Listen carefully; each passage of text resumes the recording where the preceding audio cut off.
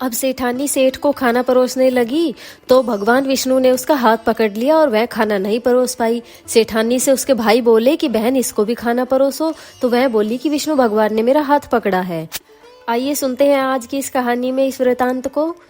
हरे कृष्णा, राधे राधे। आज की इस वीडियो में हम आपको कार्तिक मास की विष्णु भगवान की कहानी सुनाने जा रहे हैं। बड़े ही प्रेम भाव से सुनिएगा। एक नगर में एक बार एक सेठ सेठानी रहा करते थे। उनकी कोई संतान नहीं थी, लेकिन भगवान की कृपा से उनके घर में धन धान्य की कोई कमी नहीं थी। सेठानी जो थी वह भगवान विष्णु की बहुत बड़ी भक्त थी। वह एकादशी व्रत करती, कार्तिक स्नान करती, प्रत्येक गुरुवार को भगवान के लिए व्रत रखती, हर रोज भगवान की पूजा करती, भोग लगाती, सब कुछ बड़े ही प्रेम भाव से किया करती थी।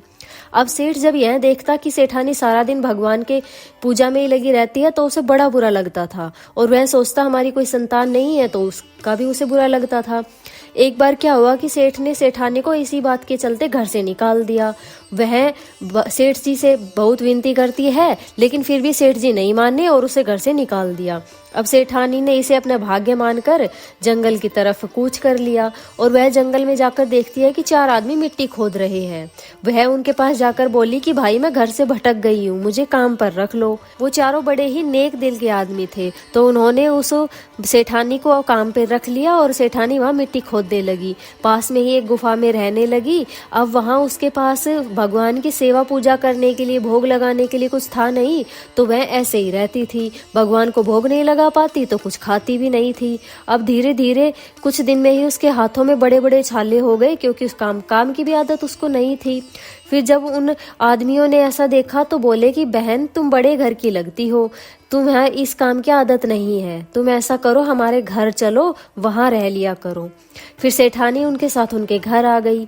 अब वो लोग क्या करते थे, हर रोज 4 मुट्ठी अनाज लाते, कच्चा ही बांट कर खा लेते थे, क्योंकि उन्हें खाना बनाना नहीं आता था।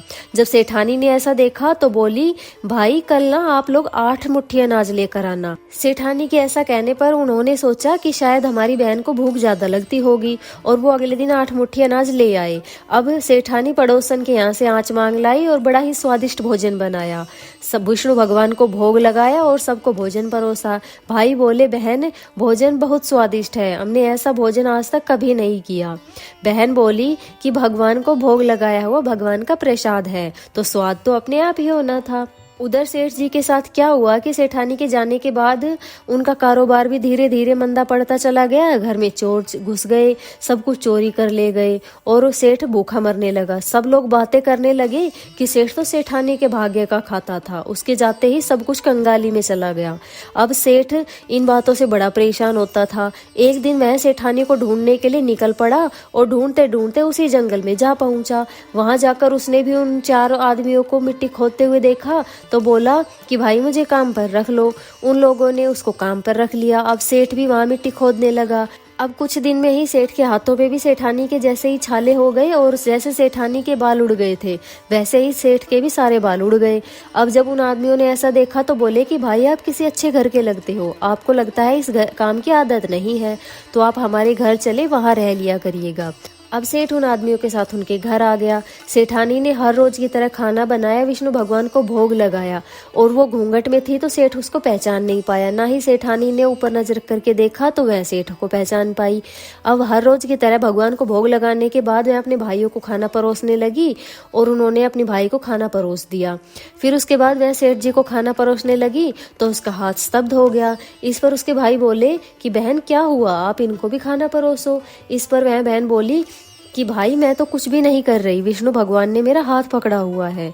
उसके भाई बोले कि बहन कहाँ है विष्णु भगवान, हमें भी उनके दर्शन करवाओ।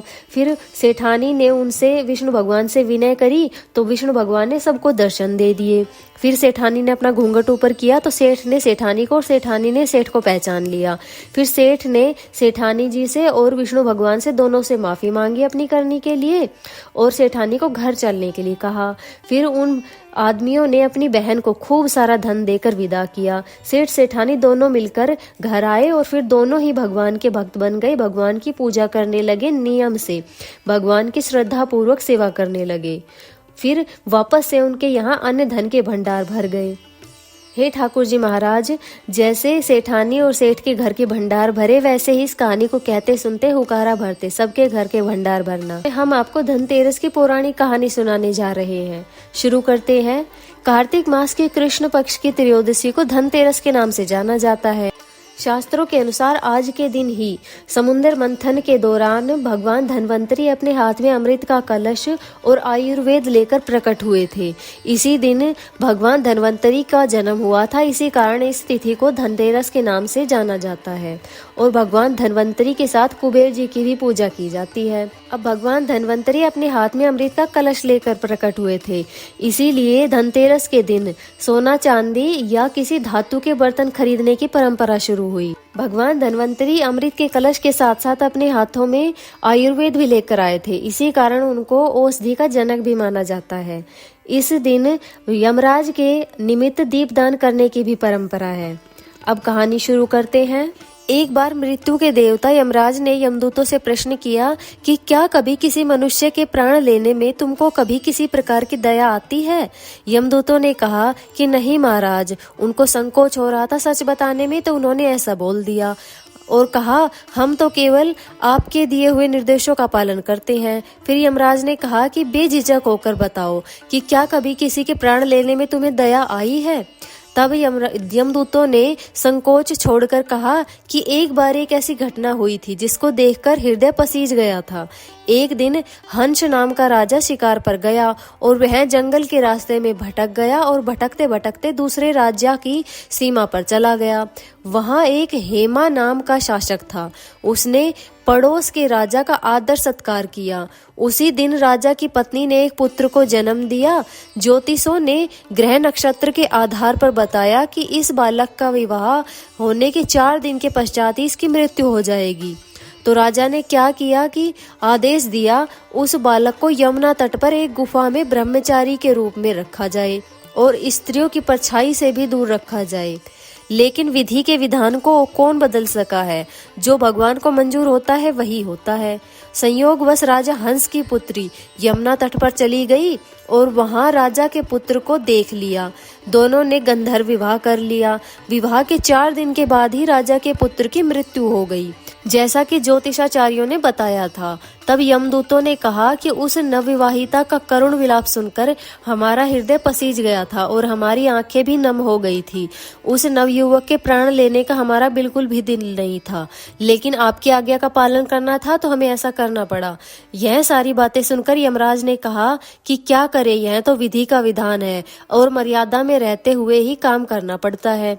यमदूत ने पूछा कि ऐसा कोई उपाय नहीं है क्या जिससे अकाल मृत्यु से बचा जा सके? तब यमराज ने बताया कि धनतेरस के दिन विधि विधान के साथ पूजा अर्चना और दीप दान करने से अकाल मृत्यु का खतरा टल जाता है।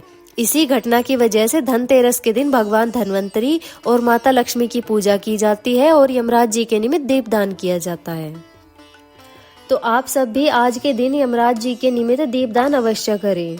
हरे कृष्णा, राधे राधे।